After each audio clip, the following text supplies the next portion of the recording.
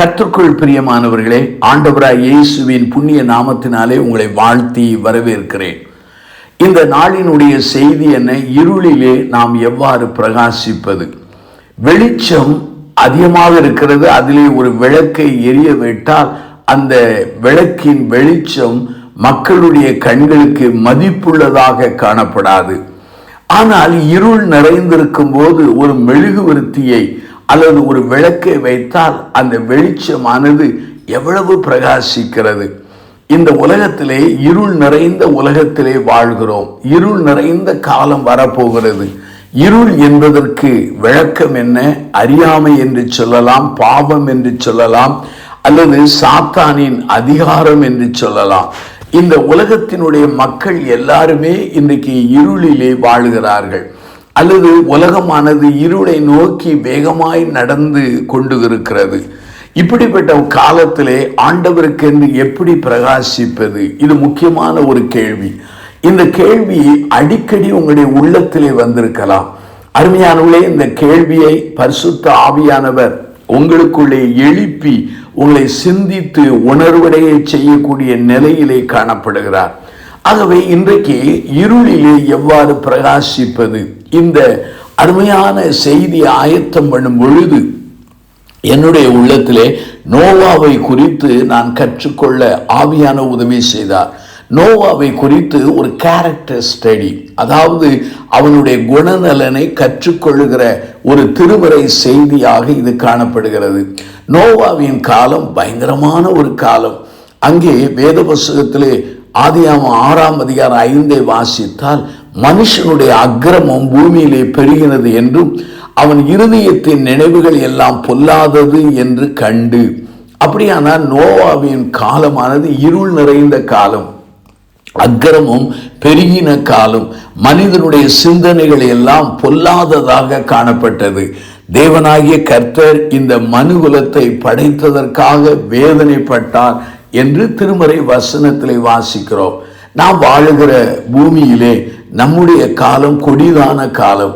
இந்த கொடிதான காலத்திலே ஆண்டவருடைய பிள்ளைகள், ஆண்டவருடைய ஊழியர்கள், போதகர்கள், ஆண்டவருடைய அருமையான திருச்சபையார் எப்படி இந்த பூமியிலே அவர்கள் வெளிச்சத்தின் மக்களாக வாழ்வது என்பதுதான் இந்த நாளின் செய்தியாகும். ஆகவே இந்த செய்தியை கேட்க வாய்ப்பு கொடுத்த ஆண்டவருக்கு நன்றி சொல்லுங்கள். எவ்வாறு இந்த இருள் நிறைந்த காலங்களிலே நாம் பிரகாசமாக வாழ்வது? 3 குறிப்புகளை நான் சொல்கிறேன். முதலாவது, பி சேவ்டு பை கிரேஸ். நாம் ஆண்டவராலே மீட்கப்பட்டவர்களாக வாழும் பொழுது நம்முடைய வாழ்க்கையின் மூலமாக உண்மையாகவே இருள் நிறைந்த காலத்திலே பிரகாசிக்கிறோம். ஒரு காலத்திலே அந்தகாரத்தில் இருந்தோம், இருளில் இருந்தோம், பாவத்துக்கு அடிமைப்பட்டு இருந்தோம். ஆனால் ஆண்டவராகிய இயேசுவானவர் தம்முடைய கிருபையினாலே என்னையும் உங்களை மீட்டு கொண்டார். நாம் மீட்கப்பட்டது நம்முடைய சொந்த பலனினால் அல்ல, நற்கிரியினால் அல்ல, ஆண்டவருடைய சுத்தமான கிருபையினாலே நாம் மீட்கப்படுகிறோம். ஆகவே கிருபையினாலும் விசுவாசத்தை கண்டு மீட்கப்பட்டோம். இது நம்மால் உண்டானது அல்ல, தேவனுடைய ஈவு என்று சொல்லப்படுகிறது. அப்படியானால் ஆண்டவராய் இயேசுவானவர் சிலுவையிலே சம்பாதித்த அந்த மீட்பினாலே, விலைக்கிரயத்தினாலே, அவருடைய இரத்தத்தினாலே, அவருடைய அன்பினாலே நானும் நீங்கள் மீட்கப்பட்டிருக்கிறோம். ஆகவே அவருடைய இரத்தத்தினாலும் அவருடைய ஆவியினாலும் நாம் கழுவப்பட்டு இருக்கிறோம். அருமையானவர்களே, அங்கே ஆதியாகமம் 6ஆம் அதிகாரம் 8 சொல்கிறது, நோவாவுக்கோ கர்த்தருடைய கண்களில் கிருபை கிடைத்தது. இந்த கிருபை என்கிற வார்த்தை முதல் தடவையாக வேதாமத்திலே வருகிறது. நோவாவை ஆண்டவர் அவர் தெரிந்து கொண்டார், chosen by God. நோவாவை ஆண்டவர் அழைத்தார், called by God. நோவா என்ன செய்தான் என்றால் ஆண்டவரோடு நெருங்கி வாழ்ந்தார். அருமையானவர்களே, நீங்கள் ரட்சிக்கப்பட்ட அந்த வாழ்க்கையிலே வாழும் பொழுது உங்களுடைய வாழ்க்கையானது இந்த பூமியிலே அது ஒரு பிரகாசிக்கிற விளக்கு போல காணப்படுகிறது. அருமையானவர்களே, நம்முடைய ஜீவியம் எப்படி இருக்கிறது? இதை நாம் சிந்திக்க அழைக்கப்படுகிறோம். ஒரு மனிதன் ஆண்டவராய் இயேசு கிறிஸ்துவின் நாமத்தின் மேல் விசுவாசம் வைத்து அவரை ஏற்றுக்கொள்ளும் பொழுது தேவனுடைய பிள்ளைகளாக மாறும்படியான கிருபையை பெறுகிறான். இதை வேதத்திலே வாசிக்கிறோம். ஆண்டவராய் இயேசுவின் நாமத்து மேல் விசுவாசம் வைத்து அவரை ஏற்றுக்கொண்டவர்கள் எத்தனை பேர்களோ அத்தனை பேரும் தேவனுடைய பிள்ளைகளாய் மாறும்படி அவர் அதிகாரம் கொடுத்தார். அருமையானவர்களே, நீங்கள் ஆண்டவருடைய பிள்ளைகளாக கிருபையினால் ரட்சிக்கப்பட்டு அவருக்காக அர்ப்பணித்தவர்களாக வாழும் பொழுது நீங்கள் இருளிலே பிரகாசிக்கிறீர்கள். இரண்டாவதாக, be sanctified by God. ஆண்டவராலே நீங்கள் பரிசுத்தமாக்கப்படும் பொழுது உங்கள் வாழ்க்கையின் மூலமாக உண்மையாகவே நீங்கள் இருளிலே பிரகாசிக்கிறீர்கள். அங்கே ஆதியாகமம் 6:9 பாருங்கள். நோவா தன் காலத்திலே இருந்தவர்களுக்குள்ளே நீதிமான உத்தமனாயிருந்தார். ஆகவே இந்த பரிசுத்தமாகுதல் என்கிற வார்த்தை மிக முக்கியமானது.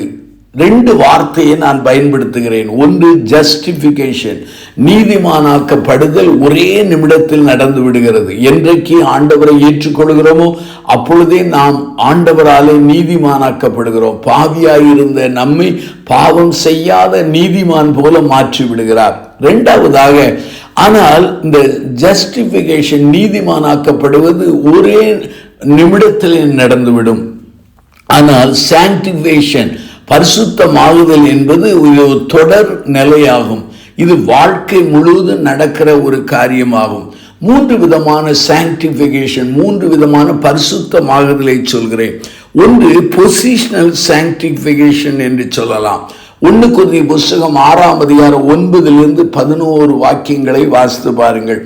இந்த வசனத்திலே 6:11 பாருங்கள். அருமையானுள்ளே, ஆண்டவர் தன்னுடைய நீதியினாலே, தன்னுடைய வல்லமையினாலே, தன்னுடைய கிருபையினாலே பாவம் செய்த நம்மை பாவம் செய்யாதவர்களைப் போல மாற்றி நீதிமானாக்கி அவரோடு உட்காரும்படி வைத்தார். அப்படியானால் இது பொசிஷனல் சாங்டிஃபிகேஷன், இது அவராலே உண்டானது.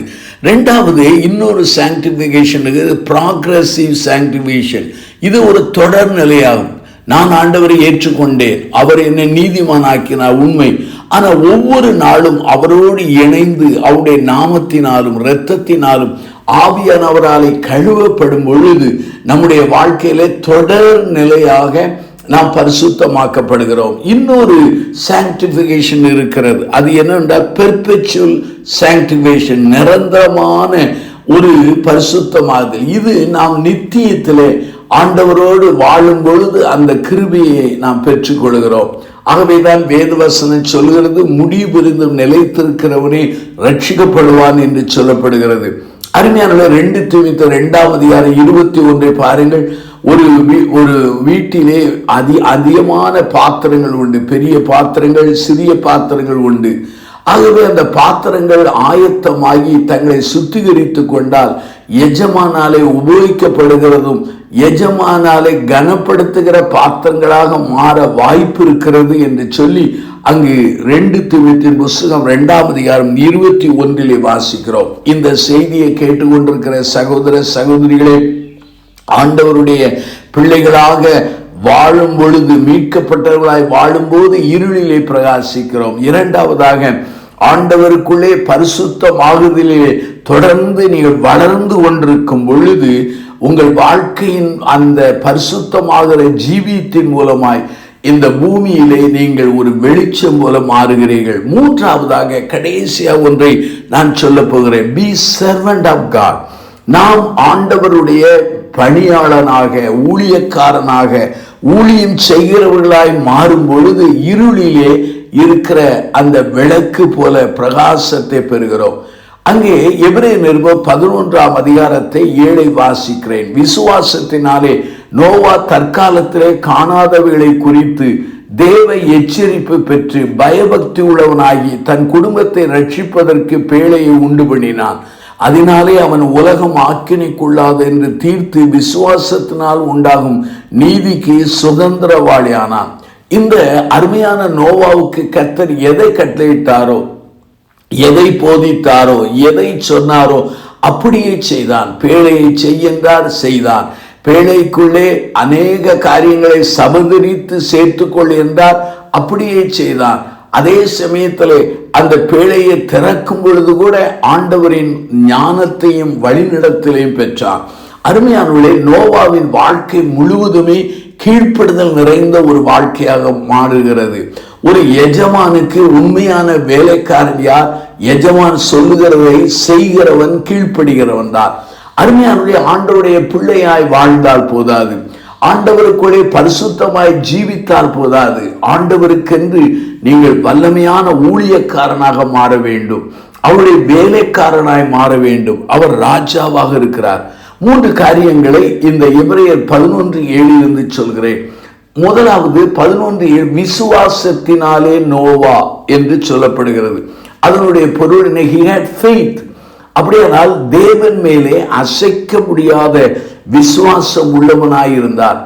அங்கே எபிரேயர் 11:6 சொல்கிறது, விசுவாசம் இல்லாமல் தேவனுக்கு பிரியமாயிருப்பது கூடாத காரியம். ஏனென்றால் தேவனிடத்தில் சேருகிறவன் அவர் உண்டென்றும் அவர் தம்மை தேடுகளுக்கு பலன் அளிக்கிறார் என்று விசுவாசிக்க வேண்டும். நம்முடைய வாழ்க்கையிலே நம்முடைய விசுவாசமானது ஆண்டவர் மேலே, அவருடைய வார்த்தையின் மேலே, அவருடைய வாக்குத்தத்தத்தின் மேலே, அவருடைய நோக்கத்தின் மேலே காணப்பட வேண்டும். இந்த அருமையான நோவாவின் காலத்தில் யாருக்கு விசுவாசம் இல்லை, ஆனா இவனுக்கு ஆண்டவர் மேலே விசுவாசம். மழை அதற்கு முன்பாக பெய்ததில்லை, பனி பெய்தது, ஆனால் மழை பெய்யும் என்று சொன்னார். அப்படியானால் காணாத ஒன்றை இவன் விசுவாசித்ததை இந்த திருமுறையிலே பார்க்க முடிகிறது. ஆகவே அவனுடைய வாழ்க்கையில he had faith, அவனுடைய வாழ்க்கை விசுவாசம் இருந்தது. உங்கள் வாழ்க்கையில் விசுவாசம் இருக்கிறதா? இரண்டாவது he had fear of God, தேவனுக்கு பயப்படுகிற பயம் இருந்தது. நோவாவின் காலத்திலே தேவனுக்கு பயப்படுகிற பயம் இல்லை, ஆனால் நோவாவுக்கு தேவனுக்கு பயப்படுகிற பயம் இருந்தது. எபிரேயர் 11:7 பாருங்கள், அவன் தேவ எச்சரிப்பு பெற்று பயபக்தி உள்ளவனாகி. ஆகவே அவனுடைய வாழ்க்கையிலே தேவ பயம் அவன் வாழ்க்கையிலே காணப்பட்டது. அங்கே பிரசியின் புஸ்தகம் 12:13 பாருங்கள், தேவனுக்கு பயந்து அவருடைய கற்பனைகளை கைக்கொள் என்று வேதம் சொல்கிறது. இன்றைக்கு மனித பயம் இருக்கிறது, சாத்தானை குறித்த பயம் இருக்கிறது, விபத்தை குறித்த பயம் இருக்கிறது, வியாதியை குறித்த பயம் இருக்கிறது, முரட்டு மனிதர்களை குறித்த பயம் இருக்கிறது.